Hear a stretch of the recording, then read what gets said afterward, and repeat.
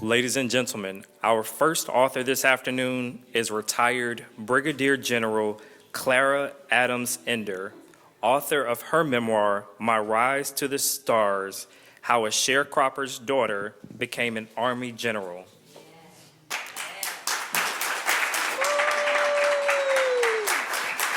Let me say a few more words about the general here. Go right ahead. From humble beginnings, she rose to achieve the rank of Brigadier General in the U.S. Army and led over 22,000 nurses in the U.S. Army Nurse Corps. She entered North Carolina Agricultural and Technical College in Greensboro. After graduating from North Carolina A&T, she traveled around the globe serving in various Army hospitals. At different postings throughout her Army career. In 1969, she earned a Master's of Science in Medical Surgical Nursing from the University of Minnesota. In 1976, she earned a master's degree in military arts and sciences from the Army Command and General Staff College at Fort Leavenworth, Kansas. And finally, she earned a diploma in management relations and leadership in 1982 from the Army Command and General Staff College, again in Fort Leavenworth, Kansas. She served as an officer in the U.S. Army Nurse Corps until 1993, rising to the rank of Brigadier General in 1987.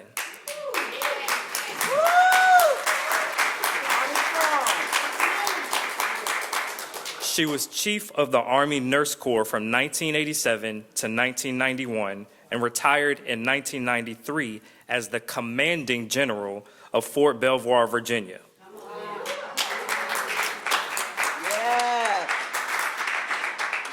Among her many awards are the Distinguished Service Medal with Oak Leaf Cluster, Legion of Merit, Meritorious Service Medal with 3 Oak Leaf Clusters, and the Army Commendation Medal.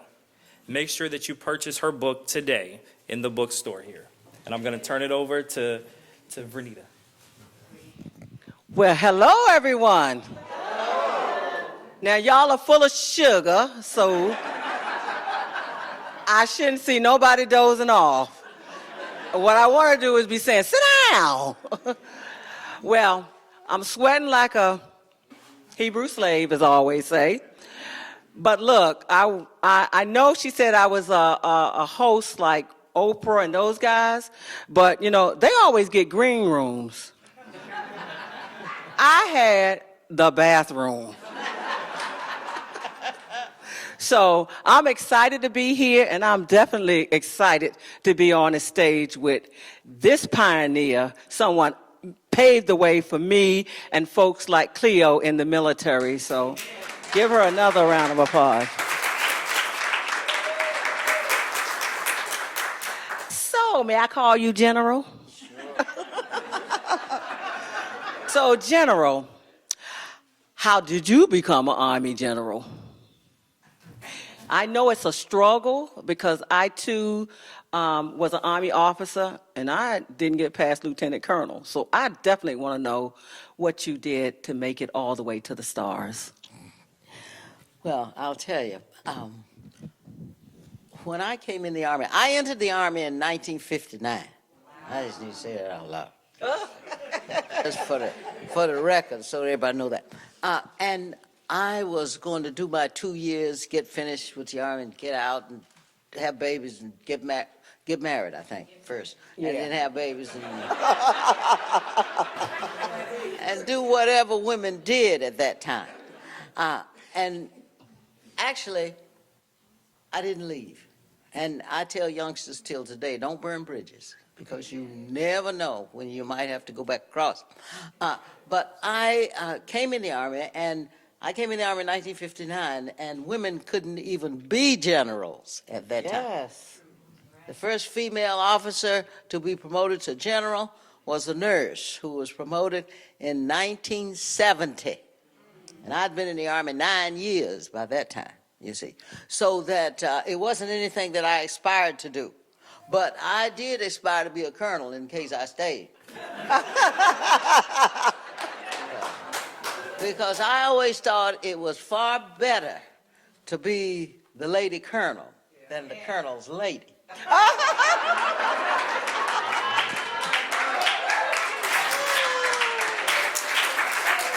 because all the money came to you. I love it.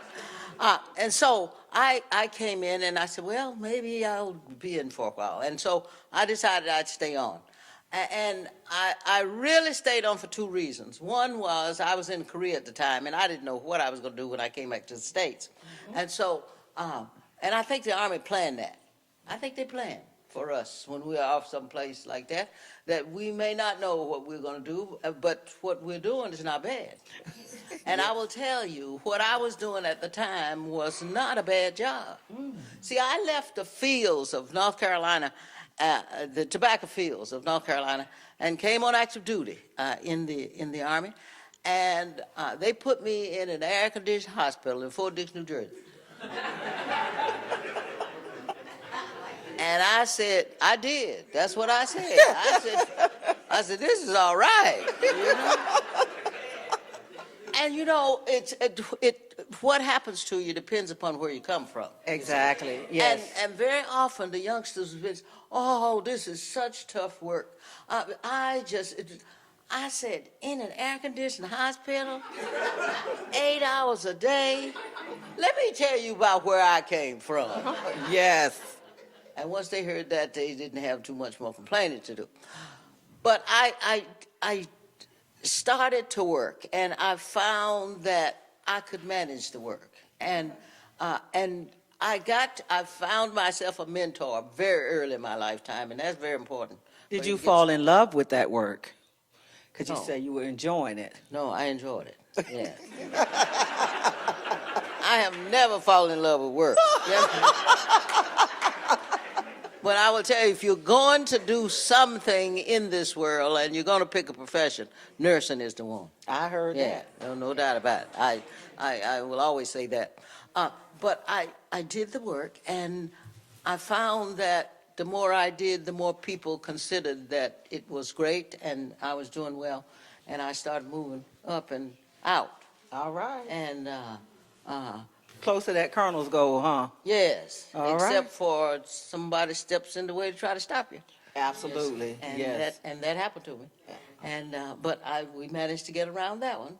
We and, see. And they say you in your career's time, you usually have about 3 of them stumbles that come along. Okay. Or somebody tries to get in the way. you know. Okay. But if you live so that nobody will believe them, you can do just fine. Amen to that. Wonderful. Well, on her, the caveat on her being the lady general versus the general's lady, or the colonel's lady, I always wanted to be a colonel because I wanted the parking space. I got another question for you because I'm excited. What did you learn from writing your book?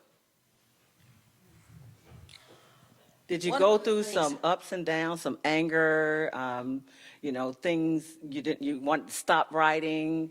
Did you have to motivate yourself? All of the above. But I will tell you what was important first in why I wrote the book to start with. Okay. Why it was important for me to get it down. One was the young lady who founded this particular facility that we're in today, General Wilma Vaught, was Oh, the one yes. who came to me and said, Clara, we don't have very many books from African-American female authors.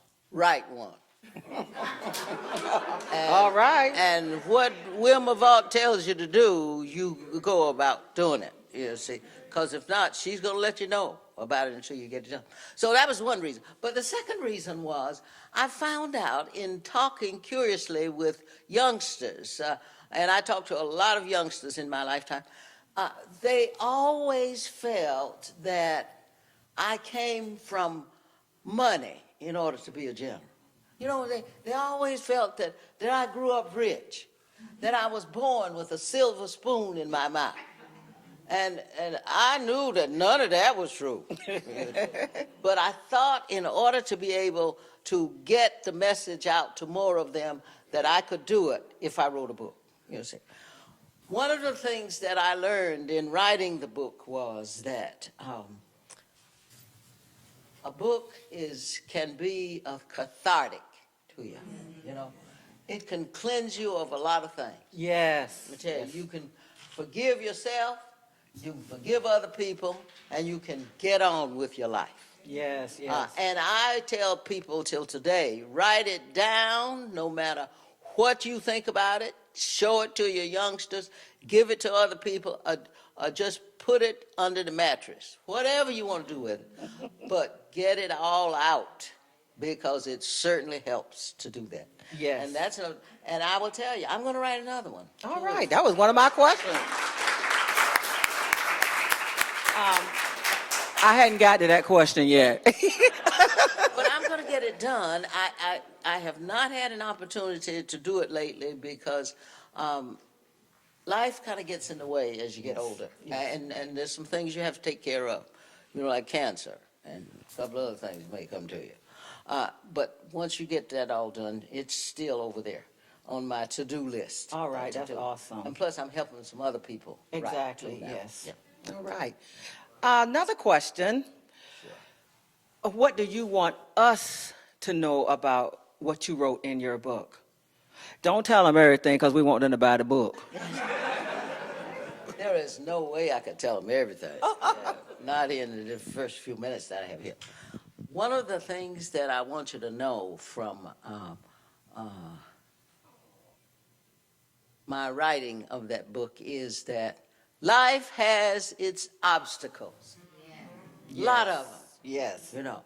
But the thing you need to do is how you take a look at obstacles. You know, obstacles are not always there to stop you, you know. An obstacle may be there to help you decide whether to go over, under, around, or through it. Yes. But you're going to get to the goal Yes. that you set out for. And that is, if you get nothing else out of that book, that is the one thing I'd like you to get. And the other thing is, if you think you can do it in this world, you're absolutely right. And if you think you can't do it, you're absolutely right. Well, thank you, Brigadier General Clara Adams Ender. Thank you. You have been a wonderful guest, and I thoroughly enjoyed our conversation. Now, I want to ask the audience, do you all have any questions? We got room for 1 or 2 questions from the audience, and you better have one. Okay. I had the privilege of reading your book in 2 days. Wow. And my question was, were you going to write another one? You answered that. Because the book was great, but I felt you was holding back. Because what you went, no, ma'am. What you went through, you was being politically correct. I think some of them things you could have elaborated a little bit more. It's an honor to meet you, ma'am. Thank you. Awesome. And I will tell you, you're right in many of those instances. But I will just say this. There's a time and a place for everything. You see? And the time has come for me to tell that little portion that I was holding back. Oh. It is coming. Jess? Oh, we have another question. Oh, how did you get this woman talking here? Oh. That's the one that was trying to steal my book. She's a good friend. Yes.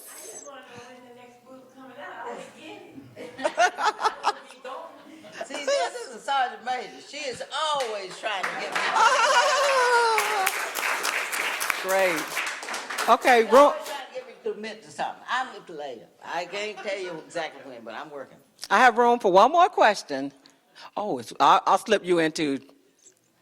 I'm truly honored by your story. I just would love to hear a little bit about your decision to actually go into the Army, especially being a nurse, and that in and of itself is a profession, right, that you could have done outside, but the decision to go in to the Army at that time, with it structured the way it was, right? Yeah. So I would love to hear why the Army. Okay. I don't understand about the structure and that kind of business, but Yes. She's asking, if I'll try to clarify for you, Clarify. if being a nurse, you don't necessarily have to be in the military to be a nurse. No. So why did you choose to be a nurse in the Army versus being a nurse in private sector? Okay, now let me tell you one reason how come I decided to do that. The Army had money.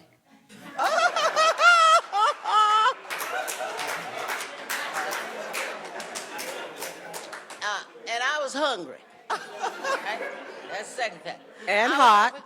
I was off in college, and my dad told me before I went to college, he said, listen, I can pay your tuition, room and board, but all of the extra money that you have to get, you have to do it on your own. And, you know, there's things that we have to have as women, you know. And the rest of it is you have to have food. I mean, you go to mess hall and you pay it, but you don't get enough food to carry you around for the 24 hours that you have to eat. And y'all know that's true for youngsters. And so I needed to be able to have chicken sandwiches with my friends on Saturday night. So what I did was, I was working. I knew how to work now. I was doing, took home economics in college, and they ought to bring it back to high school now. And took it to high school, and it all worked out fine. And I could do hair, and I could sew clothes, and so I could do all of those things. And I also worked as a maid too. I took care of this young lady's house who was a lawyer there in Greensboro. But all of that was getting to be a problem because I was getting further and further to the nursing business, and that was getting to be a problem. So I was walking by the student union one night, and I saw a big sign that said, "The Army Nurse Corps needs you." I said, "I bet they got money." And I went in, and she did. And they had tuition, room and board, and a stipend of $250 a month. You getting the idea as to how come I'm here? And I went in, and granted, you do indeed have nursing on the outside, and you can deal with the nursing business from there. But I will tell you, the autonomy of nurses in the military is far greater than it would ever be in a civilian world. We don't allow physicians to control our hiring and firing. We just don't allow that to happen. And so I was very, very happy to be able to get there, and of course to go on to be the chief after that. All right. Well, let's give her a round of applause, you all, and thank you.